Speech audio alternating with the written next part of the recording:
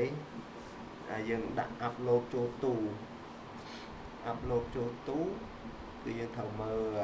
សញ្ញាព្រួយទិសដៅវានេះយ៉ាងទេអានេះយើងដឹងអានេះ direct មកកុំព្យូទ័រអានេះ direct ទៅទូអញ្ចឹងពេលដែលយើងចុចមកនេះសញ្ញាព្រួយវាបែរនេះមកកុំព្យូទ័រអញ្ចឹងយើងដាក់ទៅទូពីកុំព្យូទ័រទៅទូយើងត្រូវ select មកចេះអញ្ចឹងនេះសញ្ញាព្រួយវាទៅហើយ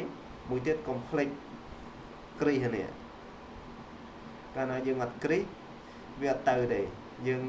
set up អានេះមែនប៉ុន្តែយើងអត់បានគ្រីសទេណា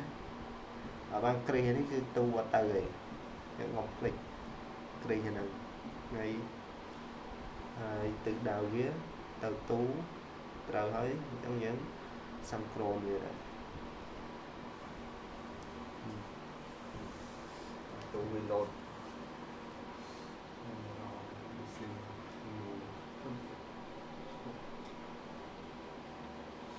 យ៉ាងនេះកុំឲ្យកុំព្យូទ័រលោតយើងត្រូវឧស្សាហ៍ពវាម៉ៅវាកុំឲ្យវាលោតតែកុំព្យូទ័រ slip វាអាចដាច់កុំឲ្យកុំព្យូទ័រ slip